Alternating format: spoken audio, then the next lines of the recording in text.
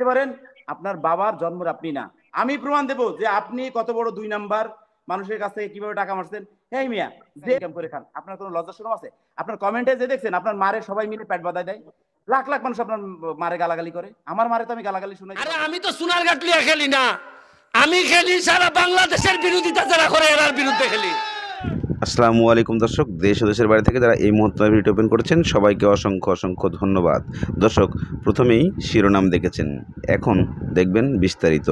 শিরোনামের প্রথম, আরাব খান এবং বাংলাদেশের আরেকজন বাটপার, সে হচ্ছেন তারেক, যাকে আপনারা অনেকেই চিনেন। তারেক কোন তারেক? ওই যে গণ আন্দোলন যে ভিপি নুরের দলে ছিলেন সেই তারেক। তারেককে জীবন মরণ সহকারে ধুয়ে দিলেন আরাব খান। কেন আরাব খান ধুয়ে দিলেন তাকে?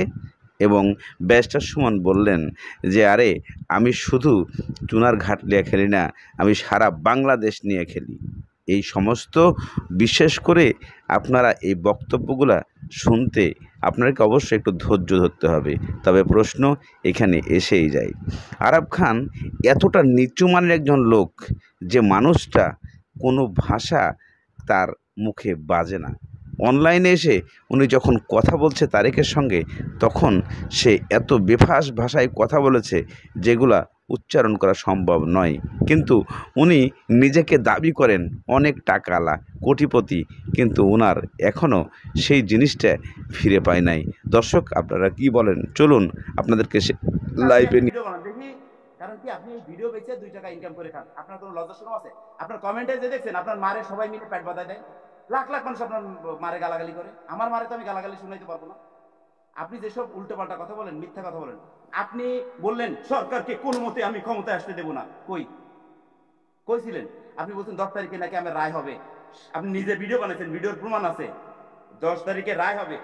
আমি ফেসবুকে থেকে কেন, আমি গুগল থেকে কেন, আমি গোল্ডের ব্যবসা করি। যে কোনো গোল্ড আমি পোস্ট করতে পারি, যে কোনো গোল্ড। আমি বলেছি এইটা কি আপনার স্বর্ণের ছবি নাকি আপনি গুগল থেকে নিয়ে এই ছবি দিয়েছেন? এই খানকি বলা, আগে যেগুলো করছিস, আগে যেগুলো বলছিস, আগে যেগুলো ভিডিও বানাইছিস, কি একটা করে আসি। এই মাদার, এটা কি আপনার এই বিষয়ে একটু উত্তর দিবেন, এই বিষয়ে উত্তর দিবেন। এটা কি কোনো প্রমাণ? এটা কি আপনার স্বর্ণের ছবি? আমি গুগল থেকে নিছি, ঠিক আছে? তুই আগে যে ভিডিওগুলো বানাইছিস আমি মাসের কাছ থেকে টাকা নিছি, তাহলে আপনি স্বীকার করছেন এটা গুগল থেকে নেওয়া ছবি? আমার কাছে এখন গোল্ড আছে কত কেজি দেখবে? না, এটা কি গুগল থেকে নেওয়া ছবি? এখন 100 কেজি গোল্ড দেখবি? এখন 100। আচ্ছা, এটা কি গুগল থেকে নেওয়া ছবি? এখন আমার বাসা 100 কেজি গোল্ড দেখাচ্ছি তোরে। আচ্ছা, ঠিক আছে, জাস্ট হ্যাঁ এবং না যে এই ছবিটা আপনার গুগল থেকে নেওয়া কিনা। আপনি বললেন যে হ্যাঁ গুগল থেকে নিয়েছেন, মানে এটা গুগল থেকে নিয়েছেন আপনি? আরে প্রস্টিটিউটের বাচ্চা, তোরে আমি এখন দেখাচ্ছি। আমরা কোনো গালাগালি করব না আজকে লাইভ স্ট্রিমে। না, আমি সিম্পলি বলছি এটা কি গুগল থেকে নেওয়া ছবি? কি প্রমাণ নিয়ে, কি প্রমাণ দিতে? এটা কি গুগল থেকে নেওয়া ছবি? হ্যাঁ এবং না। এটা তো লাস্টে ভিডিও বানাইছিস, এর আগে যে ভিডিও বানাইছিস সেটা বল, এটা গুগল থেকে নেওয়া? আচ্ছা, সবই বলবো, আমি সবগুলোই বলবো। এটা কি গুগল থেকে নেওয়া ছবি? তুই হচ্ছে যার সন্তান, তোকে যে এগুলো মানুষ ভিডিও বানায় বলে, কোনো গালাগালি হবে না আজকে। আপনি কিন্তু উত্তর দিচ্ছেন না। তোর বউ না কানলে খানকির পোলা 2 ঘন্টায় তোর চোখ উঠাই ফেলতাম। 2 ঘন্টা লাগে।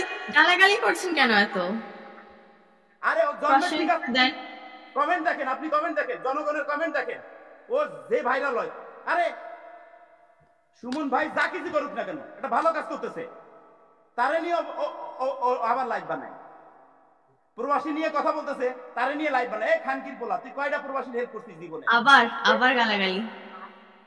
যে ভিডিওতে কোনো মা খারাপ হয় না, তোর মতন যার সন্তানের যে জন্ম দিচ্ছে 10 জনের মিলে, সেই মা অবশ্যই খারাপ।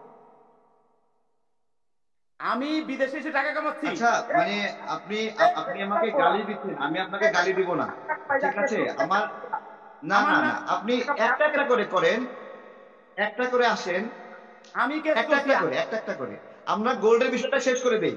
দেখেন, আমি আপনাকে একটা জিজ্ঞাসা করি যে আপনি যে গুগল থেকে নিয়ে গোল্ডের ছবি পোস্ট করলেন, গুগল থেকে নিয়ে, এটা কেন গুগল থেকে নিলেন? আপনার কাছে স্বর্ণ থাকলে আপনি আপনার স্বর্ণের ছবি দিতেন, আপনি গুগল থেকে কেন নিলেন?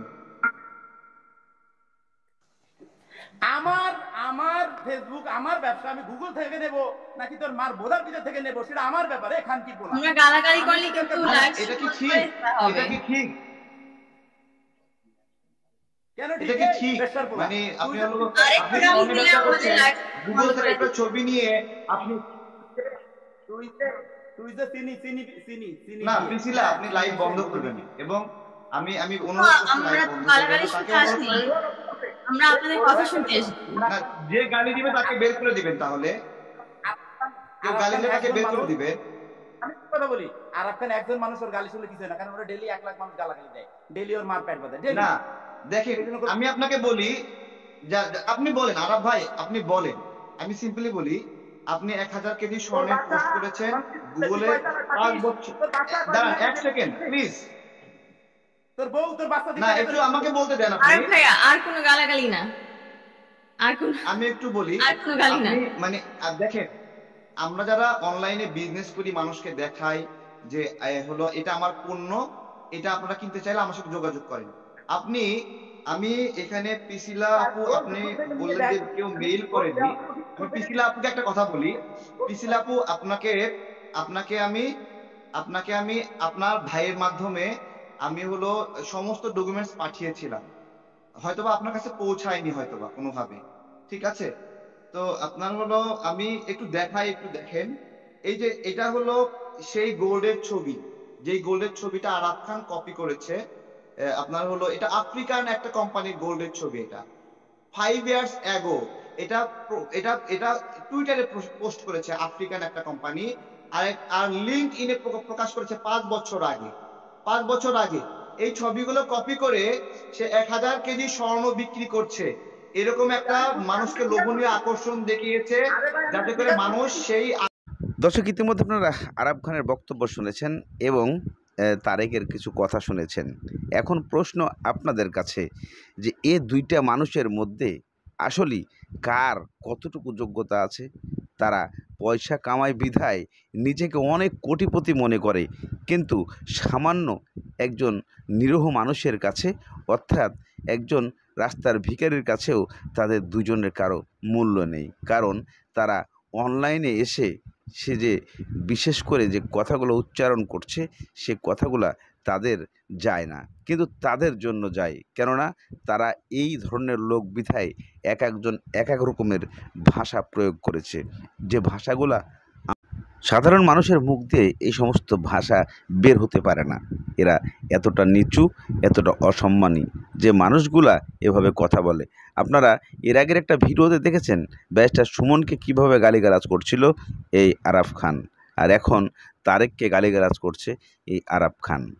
অনেকেই কমেন্ট করেছেন যে এই অমানুষ যদি এত ক্ষমতা থাকে তাহলে বাংলাদেশের মাটিতে পা দিয়ে এইভাবে গালিগালাজ করে দেখ, তাহলে বুঝতে পারবো যে তুই একটা বাপের বেটা। আরও অনেকেই এভাবে কমেন্ট করতে থাকে এবং কমেন্টের রিপ্লাইগুলা আমার দিতে গেলে নিজেকে অনেক কষ্ট মনে হয়। কিন্তু কেন এ ধরনের আচরণ? টাকায় নাকি অহংকার হয়ে গেছে টাকার? সেই টাকার অহংকারের জন্যই আজকে এই পরিস্থিতি। চলুন ব্যারিস্টার সুমনের কাছে আমরা চলে যাই। আমি ওসিরে কইছি ইটা ফেসারে খাম হইতো না রে ভাই, আমি সোনারঘাটের ফুলা, আমার সারা শরীরের মধ্যে মাংসের চেয়ে খলজা বড়,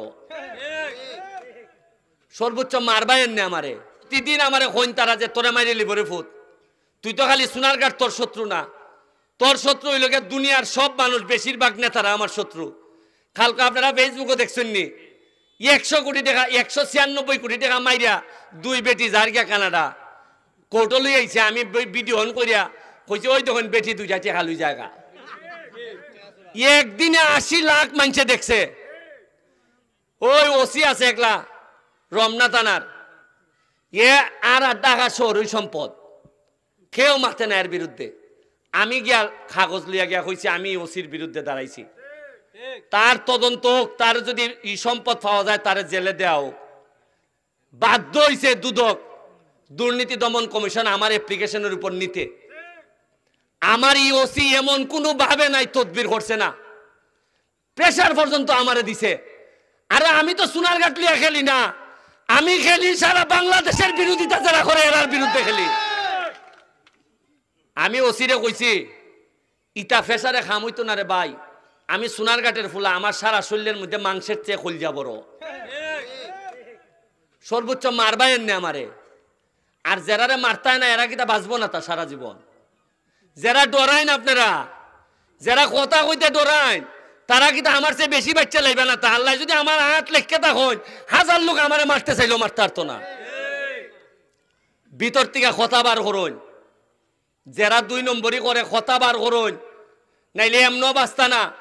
চা বাগানের শ্রমিকরে কইয়া ইসলাম যে আরে তোমরা আন্দোলন করো, যা লাগে আমি দিব খানি, 120 টাকা মজুরিতে এমনই মরবাই, তাইলে মরার আগে একটা আন্দোলন কইরা দিয়া মইরা যাও যাতে 300 টাকা হয়। উন্নয়ন আমি আপনারা একটা কথা কইয়া যাইতাম চাই, খালি আমার আর মরলে উনকা আর আমার কোনো দুঃখ নাই, একটুই কষ্ট লাগবো যদি উনকা মরি। আমার ছেলে মেয়ের লেগে কষ্ট লাগতো না, কষ্ট লাগবো যে আমি আমার সোনারঘাটটারে জায়গা মতো দিয়া যাইতাম পারছি না। এখনো সোনারঘাটের মিনিমাম 1 থেকে 150 ব্রিজ লাগে।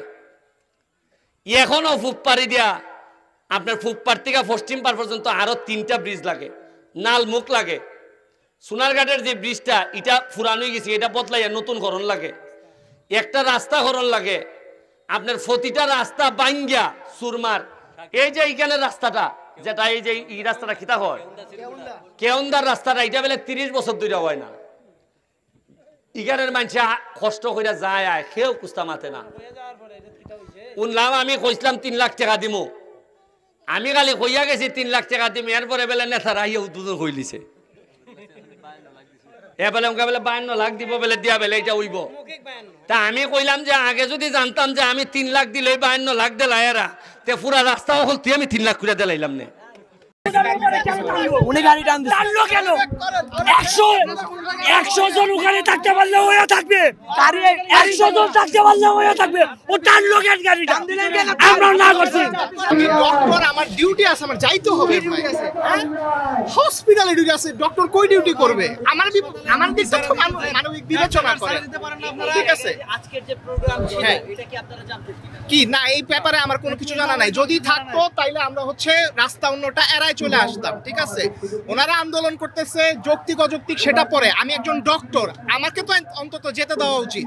এতটুকু মানে লিবার্টি ওনারা দিচ্ছে না। আমি ডক্টর, আমি ফ্রন্ট লাইনে কাজ করি, আমার একটা হসপিটালে যেতে হবে, হসপিটালের ডিউটির ব্যাপার আছে, সেখানে ওনারা আমাকে যেতে দিচ্ছে না। উনি হুট করে প্রায় 60 স্পিড দিয়ে উনি ট্রেনে চলে আসে। ওনাকে হচ্ছে আধা ঘন্টা ধরে ওনাকে বুঝাচ্ছি যে আমরা এখানে শান্তিপূর্ণ অবরোধে আছি, আপনি গাড়িটা বের করেন না। বুঝানোর পরে উনি ওনার ডাক্তারি কার্ড দেখালাম, আমি বলি আপনি কি ইমার্জেন্সি ডিউটিতে যাবেন? সে বলতেছে যে না আমার এমনি নর্মাল ডিউটি। তো আমি বলতেছি এখানে তো আরো চাকরিজীবী সবাই আছে, আমরা তো অবরোধ সবাইকে আটকে রাখছি, আপনাকে কেন যেতে দিব? উনি এরপরে আমাদের সাথে অনেক বাজে ব্যবহার করছে। এর 2 মিনিট পরে উনি হুট করে আমাদের স্টুডেন্টের অবরোধের মাঝে সবাই বসা, উনি এখানে হুট করে টান দিছে গাড়িটা। ওনাকে ভালো করে বলার পর উনি বুঝে নাই।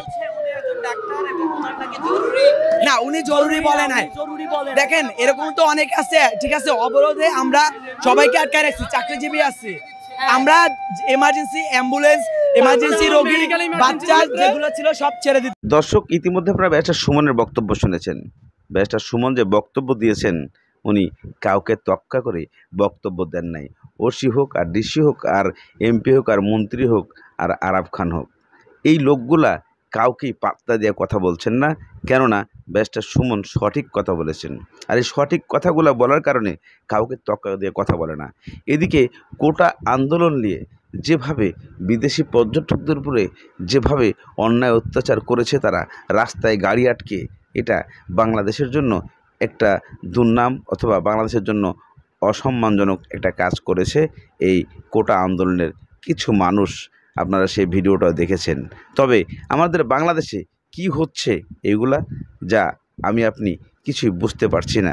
আসলে এই ঘটনাগুলোর সূত্র ধরে আমরা যদি খুঁজে বের করতে যাই, তাহলে কি বের হয়ে আসবে?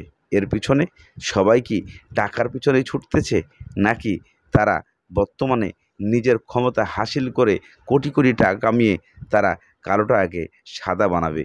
এই প্রশ্নটা সবার মনেই থেকে যায়।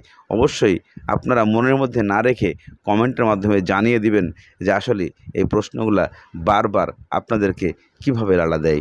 কেননা এই মানুষগুলা তাদের নিজের পকেট ভরা ছাড়া আর পৃথিবীর কোনো মানুষের পাশে দাঁড়ায় নাই। ব্যারিস্টার সুমনকে নিয়ে কথা বলার আগে একবার ভাবা উচিত ছিল। দর্শক আজ কিন্তু এখানে শেষ করছি। ভালো থাকুন, সুস্থ থাকুন, দেখা হবে পরবর্তী